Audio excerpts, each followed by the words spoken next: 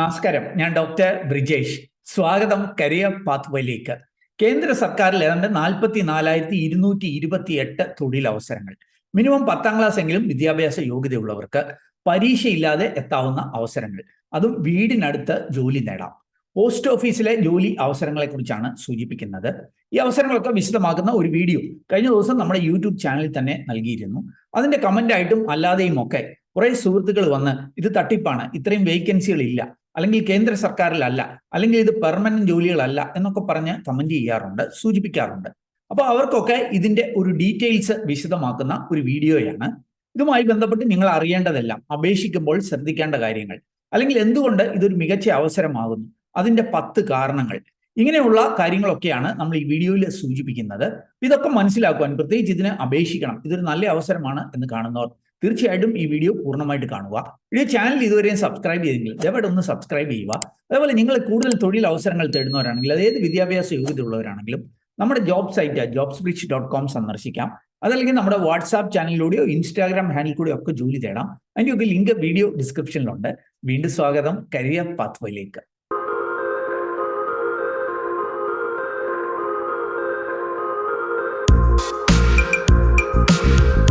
ഈ പോസ്റ്റ് ഓഫീസിലെ ജോലിയുമായി ബന്ധപ്പെട്ട കൂടുതൽ കാര്യങ്ങൾ വിശദമാക്കുന്നതിന് മുമ്പായിട്ട്, ഒരു +2 എങ്കിലും വിദ്യാഭ്യാസ യോഗ്യതയുള്ളവർക്ക് ഒരു 3 മാസം കൊണ്ടൊക്കെ ഒരു അഷ്വേർഡ് ജോബിലേക്ക് എത്തുവാൻ സഹായകരമായ ഒരവസരം ഞാൻ ആദ്യം ഒന്ന് സൂചിപ്പിക്കാം. അത് നിങ്ങൾക്ക് ഇവിടെ കാണാനായിട്ട് സാധിക്കും. പല കോഴ്സുകൾ ഇവിടെ കാണാൻ സാധിക്കും. ഒരു കോഴ്സ് QA/QC NDT എന്നുള്ളൊരു കോഴ്സാണ്. ഈ കോഴ്സ് +2 എങ്കിലും വിദ്യാഭ്യാസ യോഗ്യതയുള്ളവർക്ക് പഠിക്കാം. അവർക്ക് ഇത് ഓൺലൈനായിട്ടും ഓഫ്ലൈനായിട്ടും പഠിക്കാം. ഓഫ്ലൈനായിട്ടാണ് നിങ്ങൾ പഠിക്കുന്നതെങ്കിൽ പാർട്ട് ടൈം ജോലി പോലെയുള്ള അവസരങ്ങളൊക്കെ ലഭ്യമാവും. ഹോസ്റ്റൽ സൗകര്യവും ഒക്കെ ഉണ്ട്. കോഴിക്കോടാണ് ക്യാമ്പസ് ഉള്ളത്. ഇനി അതല്ല, നിങ്ങൾക്ക് ഓൺലൈനായിട്ട് മറ്റ് ജോലിയിലൊക്കെ ഏർപ്പെട്ടവർക്ക് ഓൺലൈനിലൂടെയൊക്കെ പഠിക്കുവാനുള്ള അവസരവുമുണ്ട്. ഇന്റർനാഷണൽ സർട്ടിഫിക്കേഷൻസ് നേടാം. എന്ന് മാത്രമല്ല, ജോബ് അഷ്വേർഡ് ആയിട്ടുള്ള ഒരു കോഴ്സാണ് ഈ QA/QC NDT എന്നുള്ളത്. ഇതുകൂടാതെ നിങ്ങൾക്ക് ഇവിടെ കാണാൻ സാധിക്കും MEP, card, computer aided designing, അതേപോലെ തന്നെ interior design, logistics, oil and gas, hospitality management, construction management, ഇങ്ങനെയുള്ള കോഴ്സുകളുമൊക്കെ ലഭ്യമാണ്. അപ്പം ആസ്ട്രോപ്പ് എന്ന് പറഞ്ഞിട്ട് കോഴിക്കോടാണ് ഈ ഒരു സ്ഥാപനമാണ് ഈ ഒരു കോഴ്സ് സംഘടിപ്പിക്കുന്നത്. ഓൺലൈനായിട്ടും പഠിക്കുവാനായിട്ട് കഴിയും. അപ്പോൾ ഈ ഒരു കോഴ്സിനെ കുറിച്ച് നിങ്ങൾക്ക് അറിയണമെന്നുണ്ടെങ്കിൽ ഇവിടെ നൽകിയിരിക്കുന്ന നമ്പറിൽ ഇവരെ കോൺടാക്ട് ചെയ്യാം. അതല്ലെങ്കിൽ വീഡിയോ ഡിസ്ക്രിപ്ഷനിൽ ലിങ്ക് ഉണ്ട്, അതിൽ ക്ലിക്ക് ചെയ്ത് രജിസ്റ്റർ ചെയ്താൽ ഇവരുടെ ടീമിൽ നിന്ന് ഇതിനെക്കുറിച്ച് കൂടുതൽ അറിയുവാനായിട്ട് കഴിയും. ഈ പോസ്റ്റ് ഓഫീസ് അവസരങ്ങൾ വിശദമാക്കുന്ന ഒരു വീഡിയോ നമ്മുടെ യൂട്യൂബ് ചാനൽ തന്നെ ഞാൻ കഴിഞ്ഞ ദിവസം നൽകിയിരുന്നു. അതിന്റെ തംബ്നെയിൽ നിങ്ങൾക്ക് ഇവിടെ കാണാനായിട്ട് സാധിക്കും. ആ വീഡിയോ കാണാത്തവർ ആ വീഡിയോയും കൂടെ കാണണം എന്ന് ഞാൻ അഭ്യർത്ഥിക്കുകയാണ്. അതിന്റെ ലിങ്ക് വീഡിയോ ഡിസ്ക്രിപ്ഷനിൽ നൽകിയിട്ടുണ്ട്. അവർക്ക് 3 തസ്തികകളിലേക്കാണ് റിക്രൂട്ട്മെന്റ് നടക്കുന്നത്. ഒന്ന് ബ്രാഞ്ച് പോസ്റ്റ് മാസ്റ്റർ ആണ്, മറ്റൊന്ന് അസിസ്റ്റന്റ് ബ്രാഞ്ച് പോസ്റ്റ് മാസ്റ്റർ ആണ്, മൂന്നാമത്തെ ദക് സേവക്, പോസ്റ്റ് മാൻ. അപ്പൊ ഈ ഒരു അവസരങ്ങളാണ് ഇവിടെ ലഭ്യമായിരിക്കുന്നത്. അപ്പൊ ഇതൊരു ഏറ്റവും മികച്ച ഒരു അവസരമാണ് എന്നൊന്നും ഞാൻ അവകാശപ്പെടുന്നില്ല. എന്നാൽ ചില ആൾക്കാർക്കെങ്കിലും ഇതൊരു നല്ല അവസരമായി മാറുവാനിടയുണ്ട്. അപ്പൊ അതിന് സഹായകരമായ 10 കാരണങ്ങൾ നമുക്കൊന്ന് പരിശോധിക്കാം. ഇവിടെ നിങ്ങൾക്ക് കാണാൻ സാധിക്കും. ആദ്യത്തെ ഒരു മെച്ചം എന്നുള്ളത് ഏതാണ്ട് ലാർജ് നമ്പർ ഓഫ് വേക്കൻസീസ് ഉണ്ട് എന്നുള്ളതാണ്. ഇന്ത്യയിൽ ആകമാനമായിട്ട് 44,228 ഒഴിവുകളാണ് ഉള്ളത്. അപ്പൊ നല്ലൊരു പങ്ക് ആൾക്കാർക്ക് ജോലിയിലേക്ക് എത്തുവാനുള്ള ഒരു അവസരമാണ്. കേരളത്തിൽ, അതായത് മലയാളം അറിയുന്നവർക്ക് കേരളത്തിലും ലക്ഷദ്വീപിലുമായി 2,433 ഒഴിവുകളുണ്ട്. അപ്പോൾ ഓർക്കുക, മലയാളികൾക്ക് അല്ലെങ്കിൽ കേരളത്തിലെ ഈ 2,233 ഒഴിവുകൾക്ക് മാത്രമേ അപേക്ഷിക്കാവൂ എന്നുള്ളതല്ല, മറ്റ് അവസരങ്ങളിലേക്കും അപേക്ഷിക്കാം. അതെങ്ങനെയാണ് എന്ന് ഞാൻ പിന്നാലെ സൂചിപ്പിക്കാം. അപ്പോൾ ലാർജ് നമ്പർ ഓഫ് വേക്കൻസീസ് ഉണ്ട് എന്നുള്ളതാണ് ഒരു അഡ്വാൻറ്റേജ്. അതുകൊണ്ട് തന്നെ കുറേയധികം ആൾക്കാർക്ക് ജോലിയിലേക്ക് എത്തുവാനായിട്ട് കഴിയും. രണ്ടാമത്തെ ഒരു അവസരം കേന്ദ്ര ഗവൺമെന്റ് ജോലിയാണ് എന്നുള്ളതാണ്. എന്ന് മാത്രവുമല്ല, പെർമനന്റ് ആയിട്ടുള്ള ജോലികളാണ്. ചില സുഹൃത്തുക്കളൊക്കെ പറയാറുണ്ട് ഇത് വെറും ടെമ്പററി ജോലിയാണ് എന്ന്. അങ്ങനെയല്ല, ഇത് പെർമനന്റ് ജോലി തന്നെയാണ്. കേന്ദ്ര സർക്കാരിൽ മിനിസ്ട്രി ഓഫ് കമ്മ്യൂണിക്കേഷനിൽ, ഡിപ്പാർട്ട്മെന്റ് ഓഫ് പോസ്റ്റിൽ ജോലി ചെയ്യുന്നതിനുള്ള ഒരു അവസരമാണ്. മൂന്നാമത്തെ ഒരു വലിയ മെച്ചം എന്ന് പറഞ്ഞാൽ നമ്മുടെ വീടിന്റെ അടുത്ത് തന്നെ ജോലി ചെയ്യാൻ പറ്റും എന്നുള്ളതാണ്. നമ്മുടെ വീടിന്റെ അടുത്തൊക്കെയുള്ള പോസ്റ്റ് ഓഫീസുകൾ നിങ്ങൾ അപ്പോഴും ശ്രദ്ധിക്കേണ്ടത്, ഇവരുടെ നോട്ടിഫിക്കേഷനിൽ പോയി നമ്മുടെ നാട്ടിൽ നമ്മുടെ സർക്കിൾ എന്ന് പറയുമ്പോൾ കേരളമാണ്, നമ്മുടെ ഡിവിഷൻ എടുക്കുക. ആ ഡിവിഷനിൽ ഏതൊക്കെ പോസ്റ്റ് ഓഫീസുകളിൽ അവസരമുണ്ട് എന്ന് മനസ്സിലാക്കുക. നമ്മുടെ അടുത്തൊക്കെ ഒട്ടനവധി പോസ്റ്റ് ഓഫീസുകളുണ്ട്. അതിൽ പലതിലും ഞാൻ സെർച്ച് ചെയ്തപ്പോൾ എൻ്റെ വീടിനടുത്തൊക്കെയുള്ള എല്ലാ പോസ്റ്റ് ഓഫീസുകളിലും ഒക്കെ ഒഴിവുകൾ കാണുന്നുണ്ട്. അപ്പോൾ അതുകൊണ്ട് തന്നെ സെലക്ഷൻ കിട്ടിയാൽ വീടിനടുത്ത് തന്നെ ജോലി ചെയ്യാൻ പറ്റും എന്നുള്ള മറ്റൊരു മെച്ചമുണ്ട്. നാലാമത്തെ ഒരു മെച്ചം എന്ന് പറഞ്ഞാൽ കമ്പാരിറ്റീവ്ലി വലിയ തലവേദന ഇല്ലാത്ത, വലിയ സ്ട്രെസ് ഒന്നും ഇല്ലാത്ത ജോലികളാണ് എന്നുള്ളതാണ്. നമുക്കറിയാം പോസ്റ്റ് ഓഫീസിലെ ജോലികളൊക്കെ നമുക്ക് വളരെ പരിചിതമാണ് അല്ലേ. കൂടുതലും ബ്രാഞ്ച് മാനേജർ ചെയ്യുന്നത്, അല്ലെ അസിസ്റ്റന്റ് ബ്രാഞ്ച് മാനേജർ ഒക്കെ ചെയ്യുന്നത് എന്താ പറയുക, നമ്മുടെ സ്റ്റാമ്പ് കീറി കൊടുക്കുക, അതല്ലെങ്കിൽ അതുമായി ബന്ധപ്പെട്ട, അല്ലെങ്കിൽ നമ്മുടെ പോസ്റ്റൽ ബാങ്കുമായി ബന്ധപ്പെട്ട കുറെ ജോലികൾ ചെയ്യുക എന്നുള്ളതാണ്. ഇനി ദക്സേവക് അല്ലെ പോസ്റ്റ്മാൻ ചെയ്യുന്നത് നമുക്കറിയാം, ഒരു സൈക്കിളിലോ അല്ലെങ്കിൽ ഒരു ബൈക്കിലോ ഒക്കെ ആയിട്ട് വീടുകളിലൊക്കെ വന്നിട്ട് ഈ തപാൽ ഉരുപ്പടികൾ എത്തിച്ചു നൽകുക എന്നുള്ളതാണ്. അപ്പോൾ വലിയ തലവേദന ഇല്ലാതെ, വലിയ ടെൻഷൻ ഇല്ലാത്ത, അല്പം കൂടി ഈസിയർ ആയിട്ടുള്ള ഒരു ജോലിയാണ് എന്ന് വേണമെങ്കിൽ കാണാനായിട്ട് സാധിക്കും. ചില ആൾക്കാർ ഇതിനെ ഒരു പാർട്ട് ടൈം ജോലി എന്ന് വേണമെങ്കിൽ വിളിക്കാൻ പറ്റും എന്ന് പറയാറുണ്ട്. കാരണം നിങ്ങൾ ഒരു 4-5 മണിക്കൂറൊക്കെ ഡെയിലി ജോലി ചെയ്യേണ്ടതായിട്ട് മതിയായിരിക്കും. ബാക്കി സമയത്ത് നിങ്ങൾ ഫ്രീ ആണ്. ആ സമയത്ത് നിങ്ങൾക്ക് മറ്റെന്തെങ്കിലും ജോലി ചെയ്യുന്നതിനോ ഇതൊന്നും അല്ലെങ്കിൽ മറ്റ് പരീക്ഷകൾക്ക് പഠിക്കുന്നതിനോ ഒക്കെയുള്ള അവസരങ്ങളുണ്ട്. അപ്പോൾ പാർട്ട് ടൈം ജോലി ചെയ്യുവാനായിട്ട് വലിയ തലവേദനയൊന്നുമില്ല, വലിയ സ്ട്രെസ് ഇല്ലാതെ കേന്ദ്ര സർക്കാർ ജോലി ചെയ്യുവാനായിട്ട് ഉള്ള ഒരു അവസരമായിട്ട് ഇതിനെ കാണാനായിട്ട് കഴിയും. മറ്റൊരു 5ാമത്തെ ഒരു ബെനിഫിറ്റ് എന്ന് പറയാനായിട്ട് പരീക്ഷയില്ല എന്നുള്ളതാണ്. നമുക്കറിയാം കേന്ദ്ര സർക്കാരിലേക്കൊക്കെ ഒരു ജോലിയിലേക്ക് എത്തണമെന്നുണ്ടെങ്കിൽ കോമ്പറ്റീറ്റീവ് എക്സാമിനേഷൻസ് എഴുതി അതിനെ നന്നായിട്ട് പരിശീലിച്ചിട്ട്, പല പ്രാവശ്യം പരിശീലിച്ചിട്ടായിരിക്കും ഒരു പരീക്ഷയിൽ നമുക്ക് വിജയിക്കാനായിട്ട് പറ്റും, അല്ലെ? പിന്നെ ഇന്റർവ്യൂവിൻ്റെ ഒക്കെ ചിലപ്പോൾ വേണ്ടി വരും. എന്നാൽ ഇവിടെ അതൊന്നും ഇല്ലാതെ നിങ്ങൾക്ക് പരീക്ഷ, ഇന്റർവ്യൂ ഒന്നും ഇല്ലാതെ ഈ ജോലികളിലേക്ക് എത്താം എന്നുള്ളതാണ്. അപ്പൊ എങ്ങനെയായിരിക്കും സെലക്ഷൻ നടക്കുക? മുമ്പ് സൂചിപ്പിച്ചതുപോലെ 10ാം ക്ലാസ് മാർക്കിനെ ബേസ് ചെയ്തിട്ട് ഇവരൊരു മെറിറ്റ് ലിസ്റ്റ് തയ്യാറാക്കും. ആ ലിസ്റ്റിൽ നിന്നായിരിക്കും സെലക്ഷൻ നടത്തുക. അപ്പം നിങ്ങൾക്ക് ഈ ലിസ്റ്റിൽ കയറണമെന്നുണ്ടെങ്കിൽ വളരെ പ്രധാനപ്പെട്ട ഒരു കാര്യം 10ാം ക്ലാസ്സിൽ നല്ല മാർക്ക് നേടണം എന്നുള്ളതാണ്.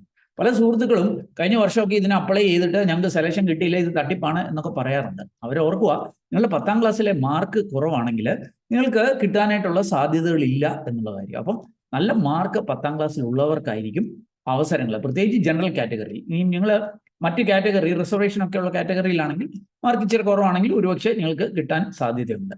അപ്പോൾ നല്ല മാർക്ക് നേടുക. ഈ മാർക്കിനെ ബേസ് ചെയ്തിട്ടായിരിക്കും അവർ മെറിറ്റ് ലിസ്റ്റ് തയ്യാറാക്കുക. അപ്പോൾ ഒരു കാര്യം ഓർക്കുക, ഈ മെറിറ്റ് ലിസ്റ്റ് ഒക്കെ തയ്യാറാക്കുമ്പോൾ നിങ്ങൾക്ക് സെയിം മാർക്കാണ്, നിങ്ങൾക്ക് ഇപ്പോൾ 10ാം ക്ലാസ്സിൽ ഒരു 85% മാർക്ക് ഉണ്ടെന്ന് കരുതുക, നിങ്ങളുടെ കൂട്ടുകാരനും 85% മാർക്ക് ഉണ്ടെങ്കിൽ അപ്പോൾ ഒരേ മാർക്കുള്ള ഒത്തിരി കുട്ടികൾ കാണും, അല്ലെ? അപ്പോൾ എങ്ങനെയായിരിക്കും ഇവർ ആ മെറിറ്റ് ലിസ്റ്റ് തയ്യാറാക്കുക? മറ്റ് ചില കണ്ടീഷൻസ് കൂടെ അവിടെ അവർ അപ്ലൈ ചെയ്യും. ഉദാഹരണത്തിന് പ്രായം ഒരു ഫാക്ടറാണ്. അപ്പോൾ എനിക്കും നിങ്ങൾക്കും ഒരേ മാർക്കാണെങ്കിൽ പ്രായം കൂടുതലുള്ള ആൾക്ക് ആയിരിക്കും പ്രിഫറൻസ് കിട്ടുക. അപ്പോൾ ഇതിങ്ങനെ കുറേ ഫാക്ടേഴ്സിന്, അല്ലെ ട്രാൻസ്ജെൻഡർ, ഇങ്ങനത്തെ കുറേ ഫാക്ടേഴ്സ് ഉണ്ട്.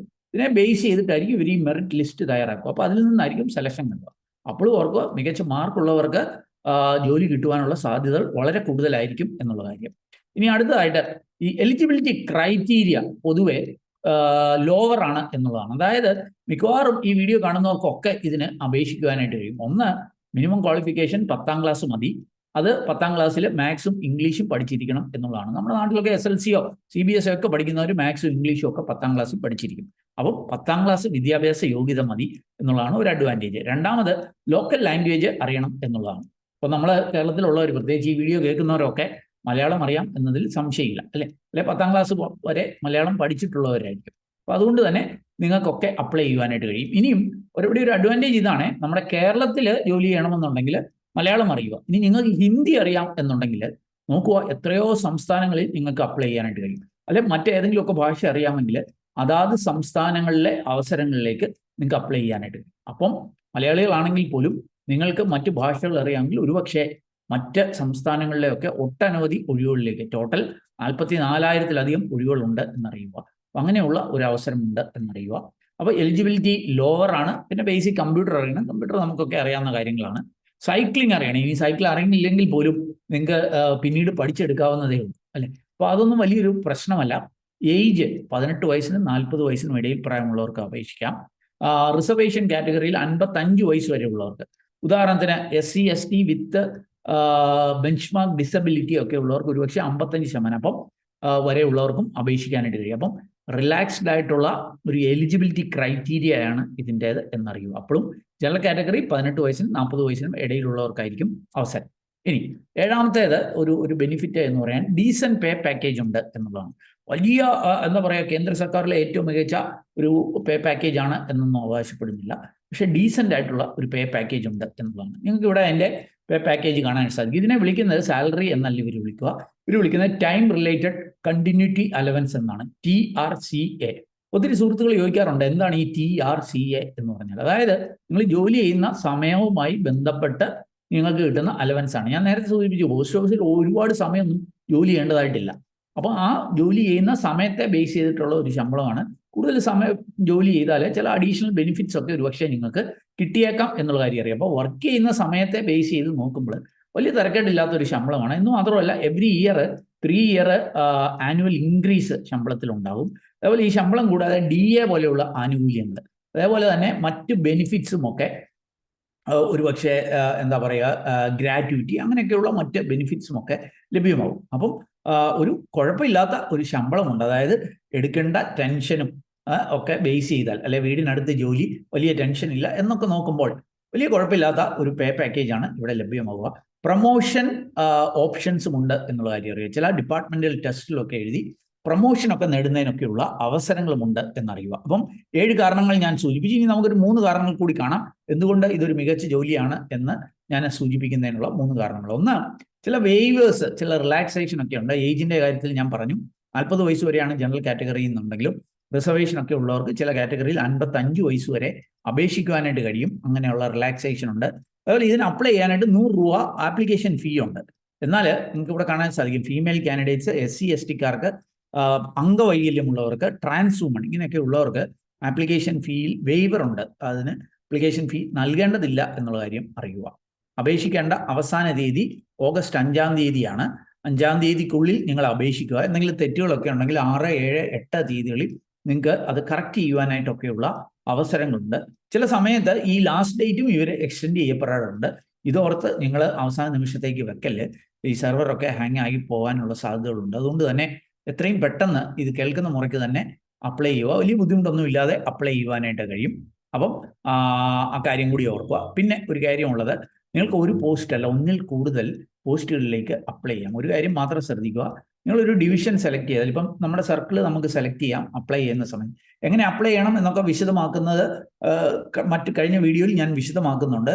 അത് അറിയാൻ മേലാത്തൊരു ആ വീഡിയോ പോയിട്ട് ആ കാര്യങ്ങളൊക്കെ ഒന്ന് മനസ്സിലാക്കുക. അപ്ലൈ ചെയ്യുമ്പോൾ നിങ്ങൾ ആദ്യം നമ്മുടെ സർക്കിൾ സെലക്ട് ചെയ്യണം. കേരള സെലക്ട് ചെയ്താൽ പിന്നെ ഡിവിഷൻ സെലക്ട് ചെയ്യണം.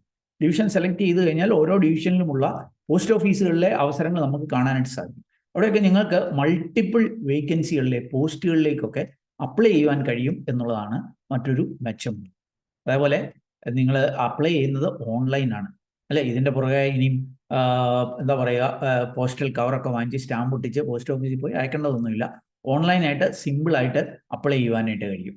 അപ്പം പല കാരണങ്ങൾ കൊണ്ടും ഇതൊരു വലിയ കുഴപ്പമില്ലാത്ത ഒരു അവസരമാണ്. അപ്പോൾ ഓർക്കുക, നിങ്ങൾക്ക് വളരെ മികച്ച ശമ്പളമുള്ള ഒരാളാണ്, അല്ലെങ്കിൽ നല്ല ക്വാളിഫിക്കേഷൻ ഉള്ളവരാണ്, അല്ലെങ്കിൽ ഇങ്ങനെയൊക്കെ ഉള്ളവർക്ക് ഒരുപക്ഷെ ഇതൊരു നല്ല ഓപ്ഷൻ ആയിരിക്കത്തില്ല. എന്നാൽ കുറേ അധികം ആൾക്കാർക്ക് ഒരു നാട്ടിലൊക്കെ ഒന്ന് ജോലി ചെയ്യണം എന്നൊക്കെ ആഗ്രഹിക്കുന്നവർക്ക്, വലിയ ആസ്പിറേഷൻസ് ഒന്നൊക്കെ ഇല്ലാത്തവർക്ക് ഒരുപക്ഷെ ഇതൊരു നല്ല അവസരമായിട്ട് മാറാനായിട്ട് കഴിയും. അപ്പോൾ നിങ്ങൾ ഇതിനൊക്കെ പോകുന്നവരെ നിരുത്സാഹപ്പെടുത്താതിരിക്കാനായിട്ട് ശ്രമിക്കുക, അല്ലെ? ഇത് ഒരു തട്ടിപ്പാണ്, അതാണ് ഇതാണ് എന്ന്. ഇത് കേന്ദ്ര സർക്കാരിൻ്റെ പോസ്റ്റൽ ഡിപ്പാർട്ട്മെന്റ് അവരുടെ ഒഫീഷ്യൽ സൈറ്റിൽ തന്നെ ലഭ്യമായിരിക്കുന്ന ഒരു നോട്ടിഫിക്കേഷനാണ്.